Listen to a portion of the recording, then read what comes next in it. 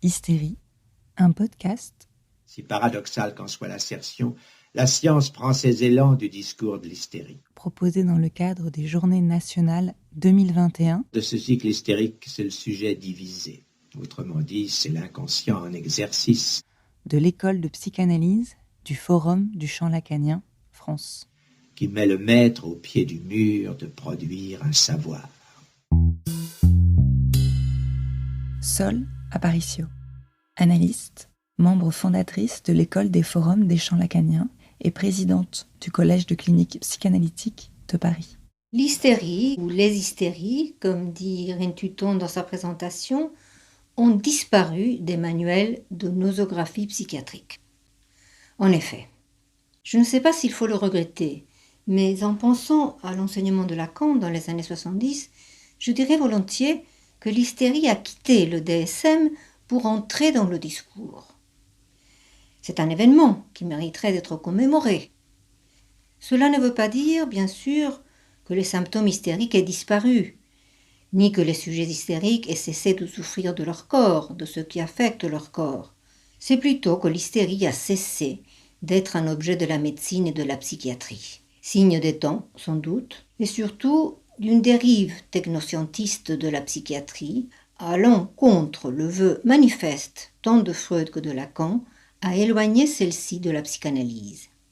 Or, on peut considérer que cela a laissé toute sa place à la prise en compte des symptômes de l'hystérie dans le discours analytique, qui se passe du recours à une nosographie et n'en fait pas de l'hystérie une maladie qu'il faudrait guérir. Il s'agit tout au contraire de faire apparaître la portée de la présence de l'hystérie dans la culture, dans la civilisation qui est la nôtre. Car l'hystérique fait discours, comme nous disons.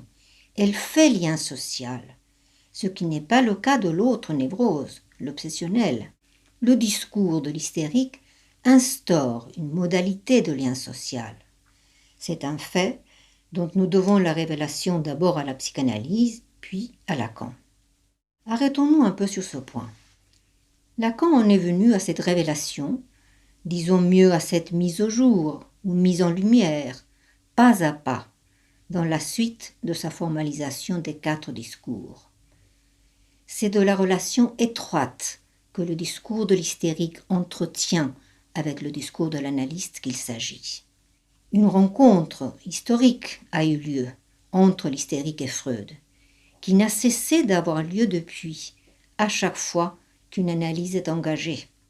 Lacan en a rendu compte à plusieurs reprises en revenant sur la fonction de la parole, sur ce que parler veut dire.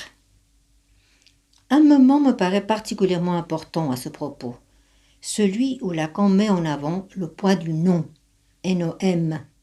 Il attire notre attention sur le fait que le nom est ce qui appelle à parler. Nommer quelque chose ou quelqu'un, c'est un appel.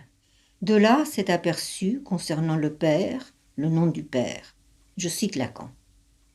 Si c'est un nom qui a une efficace, c'est précisément parce que quelqu'un se lève pour répondre. Voilà ce qui est en jeu avec le sujet hystérique. Voilà ce dont il s'agit dans son appel au Père. C'est que quelqu'un parle, qu'il réponde.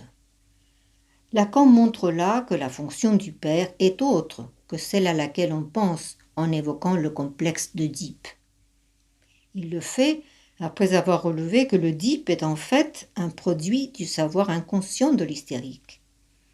Ce mythe, comme il dit, a été dicté à Freud par l'hystérique.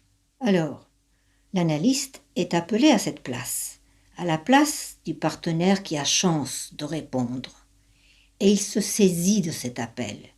Il s'en sert pour questionner le sujet, en l'invitant à parler pour le mettre au travail de l'analyse.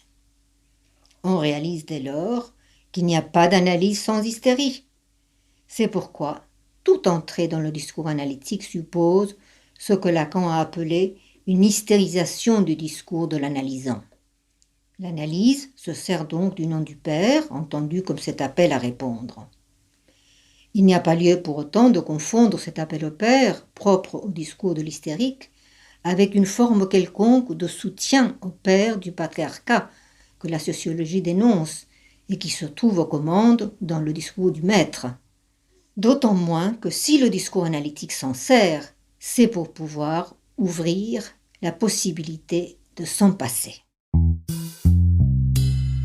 Cette série de podcasts vous est proposée à l'occasion des Journées nationales de l'EPFCL France qui auront pour thème Hystérie et qui auront lieu les 27 et 28 novembre 2021 à la Sorbonne, Université Jussieu à Paris.